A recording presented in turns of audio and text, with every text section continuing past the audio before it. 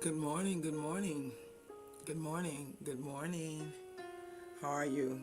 Good Thursday morning to you. Good Thursday morning to you. God bless you. It is time for our inspiration and our motivation. It's time for you to share with someone and let them know that we're here. Yeah, we're here. And we're waiting just for you. So, good morning, good morning, good morning. Glad you've joined me on this morning. Isn't it great to have a reason to get up early? And my reason for getting up early is to get in the presence of God, that He could steal,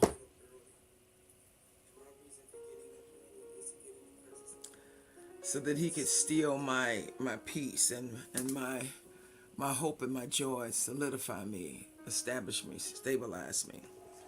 So I'm just so grateful to God to be in your presence on this morning. Today is Thursday. We have officially entered into our summer season. I was going to say spring, but no. We're in our summer season. Enjoy the season. Make sure that you get out and you absorb the vitamin D in the sun to take it into yourself. God is so good, and He's created everything good, and He's created everything to coexist with each other and to connect. So go ahead, get out there, have fun. I just want to come and encourage you this morning on Thursday as you enter into the weekend. I know some of us really believe in walking in peace, and I do too. I really believe that we are a peaceful people and that we should seek peace, and that if we seek it, that we should find it. But I am also a believer that sometimes we have to go out and we have to slay. We have to slay. Well, what do you mean, Doc? What do you mean slay?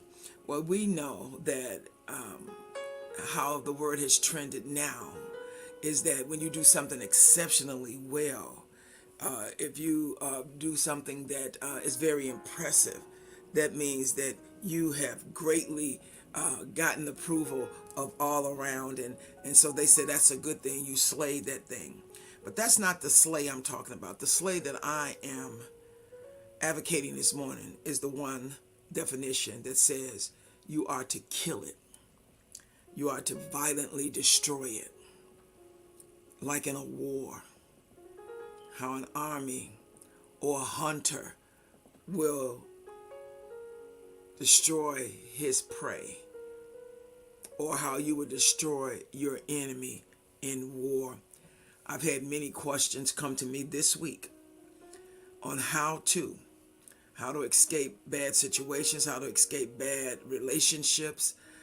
And you must slay those emotions that are on the inside. You must destroy them by the power of God and not allow them to continue to exist in you. Because what we have to realize is that not only does God move by His power and His might, but the enemy also moves. I think we forget the fact that the enemy also moves.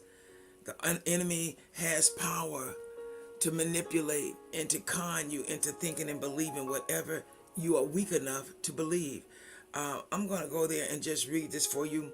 Let me get a hold of it. But I want you to know that you have to be ever so careful, to be mindful and to be watchful. You have to be watchful. What? Watching what?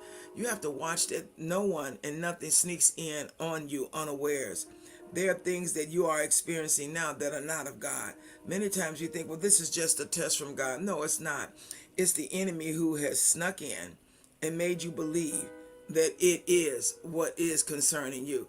The Bible tells us in Matthew the 24th chapter,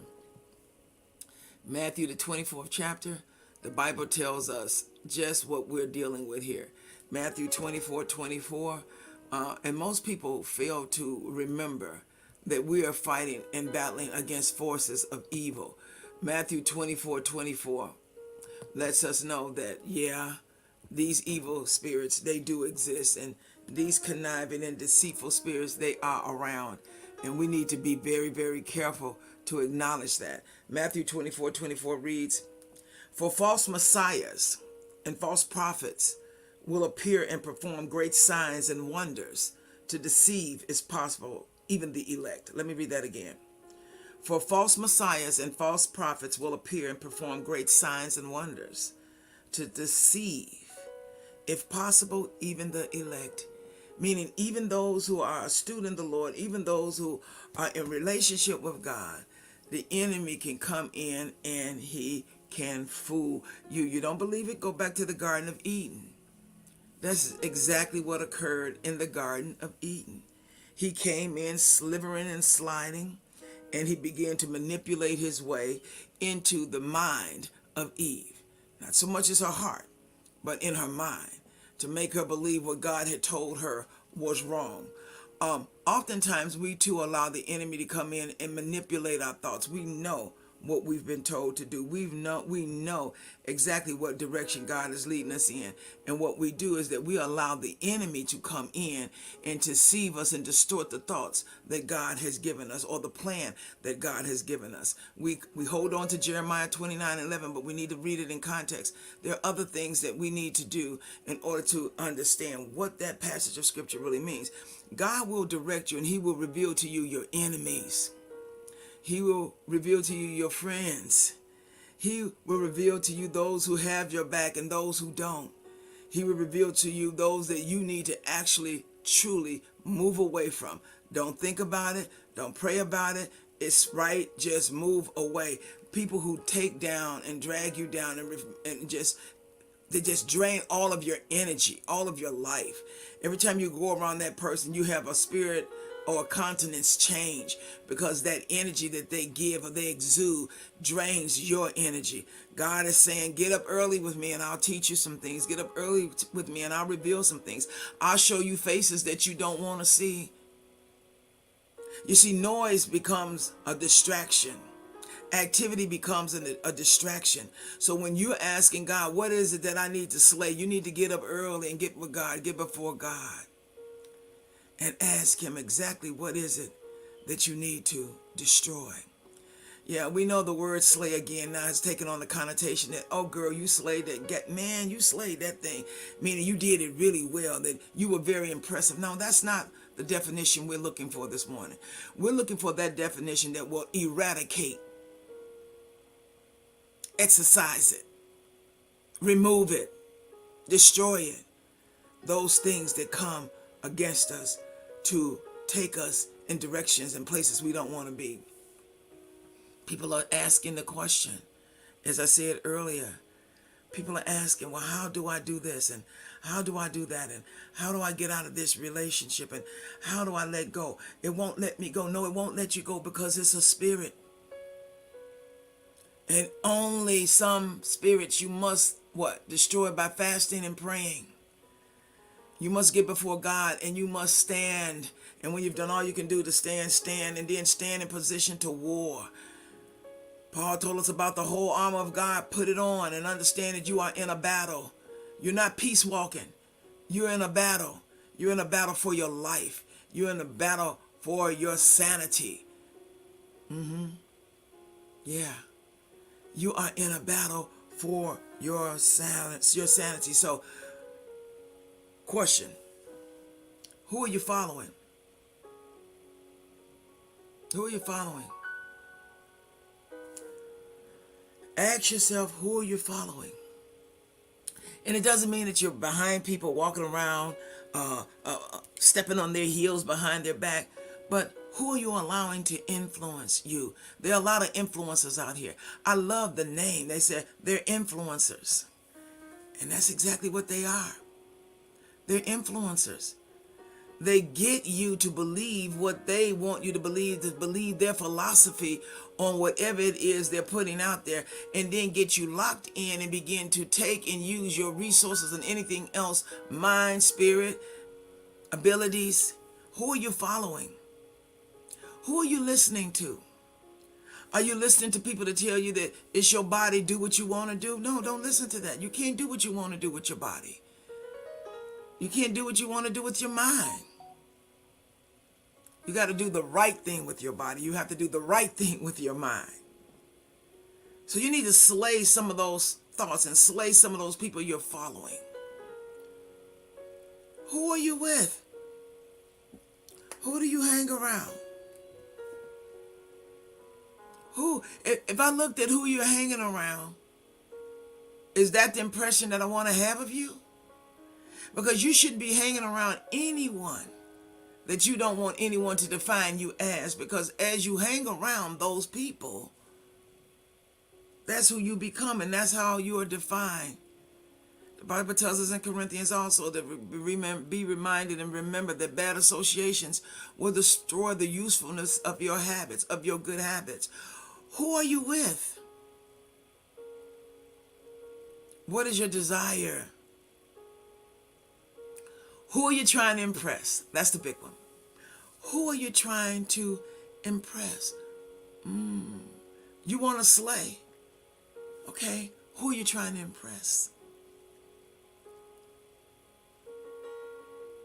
Trust me, in this walk, I want you to think about this weekend. Excuse me, in this walk, there are going to be a lot of things and a lot of people that you need to move away from, that you need to scratch off your list. You need to cut up the paper and leave them alone.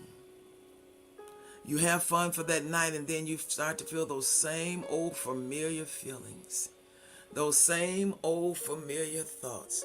It felt good. It seemed like it was going to work and be okay, but then you go back to the same old you used to be, holding on to the same old habits and the same old doubts that you had before.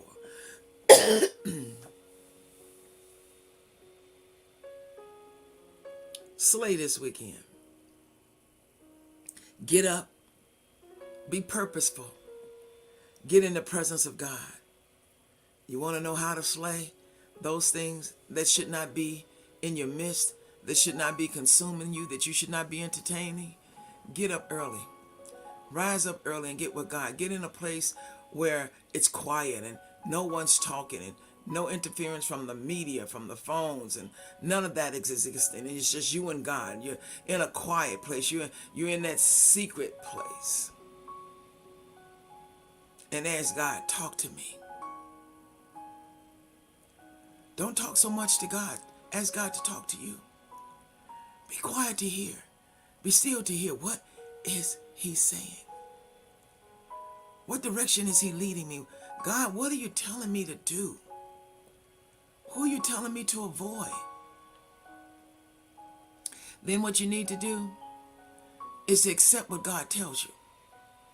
Accept that it's God and believe what God is telling you to do, and be expedient on carrying it through. Be quick. Be quick to move. Move in haste. Because God is saying, I'm trying to cleanse you.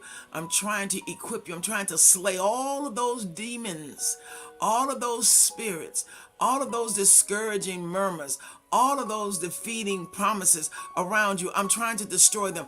It's early. They're still asleep. Slay them. And slaying means get rid of them for good. And then ask God, well, show me my new. What is my new, God? What is my next? And be quick to hear Him. Be quick to hear. Zone in to God and let Him tell you. And some say, well, Doc, I'm a little too this and I'm a little too that. And it's been a while. It's not over till it's over. How many times have we had this discussion? It's not over until it's over. You are it until God says, don't wake up this morning. Come with me. It's not over until it's over. We need every one of you to understand that you have purpose in God and that you have been around and in the wrong circles. Some of you who wanted to be those eagles, who wanted to fly and stretch your wings this wide, you have been hanging around ferns. You have been hanging around pigeons. God is saying, I'm trying to expand you. I'm trying to grow you, but you got to let go of that familiar. See, the familiar may be familiar, but it may not be good for you. Don't be fooled. Just because it's familiar doesn't mean it's the best. Don't be fooled. You haven't reached your potential not because you don't have the potential to reach it. It's because you're in the wrong venues. You're slaying in the wrong arenas. You're slaying in the wrong arenas. You impressing the wrong people. You're impressing people who can't press back. God just wants to give you all of him. He wants to give you all of your potential. He wants you to actualize, optimize on everything that he has poured into you. But we won't let him because we're hanging around the wrong people. We're slaying in the wrong environments, in the wrong arenas. God says, rise up above the ashes, shake them off, step aside, let the water hit you. Let me water you. Let me cleanse you with the power of my spirit. Let me cleanse you, that you will be what? You'll be cleansed and ready for purpose. I want to do something in you. Yep, I want to do something in you. So you ask me, how do you? You just do. You step up and you step out. There's no magic cure. People want to hear, well, this is what you do, A, B, and C. What the first thing you have to do to come up out of a dire situation is recognize that it's a dire situation. And then secondly, do something about it. You may not have the tools to do it by yourself, but doing something about it means reaching out to resources that are available to you that can help you. So this weekend, I just wanted to challenge you to slay. Yeah, I want you to slay. I know you are exceptional. I know you are impressive. I know whenever you step into a room, the lights just gonna start blinking. I know that, and I got that. And I'm with you, and I'm gonna high five you on that. And I'm gonna high five you. But I want you to slay the other definition. I want you to destroy, eradicate those things that are hindering you. You see, it's just like a palm tree. When I talk on the palm tree, we look at a palm tree in the storm. You wonder why that palm tree never seems to break. When you look around in the communities when there's a horrible storm, you see trees that have been uprooted. Oaks, huge trees that have been uprooted from the ground. The wind has been so strong and heavy, it has uprooted those trees from the ground. But when you look at a palm tree, they in tsunamis, they in storms, tropicals, and they bend, but they don't break. As a matter of fact, that palm tree can bend so low it almost touches the ground, and then it pops back. You know why? Because there's something different inside of the palm tree that compared to that of a natural tree that we see. It has more fibrous material in it, and the roots are like spaghetti, and it goes deep down in the ground. You see, the palm tree doesn't break because the roots are really deep. The palm tree doesn't break because there's fibrous material on the inside that prevents it from snapping when it bends. The leaves are even different. They're shaped different. Whether the wind it absorbs the wind rather than the wind taking it on. That's what we need to become, palm trees. We need to be different. We need to recognize the difference in us, the fibrous tissues that God has planted in us. We need to understand that the roots that God has planted in us should go real deep. So deep that when the wind blows and the storms come and those lying friends, deceitful friends, all of those things come against you, you don't break, you don't melt, you just bend, but you pop right back. I want you to go to God this weekend, and I want you to slay. And if you don't believe that the enemy can come in, John 4, the 4th chapter of John, verses 1-3, tells you that the enemy comes in as a false prophet. I want y'all to hear that. He comes in as a false prophet, and he will deceive you if you are not awake and be alert. Don't be lulled to sleep. Don't be walking and moving with the trends. You move in the Spirit of God. Amen. I just came to encourage you this morning to let you know that it's time for us to slay. Yeah, I know we bad like that. I do. Brothers, I know we tough and we hang like that.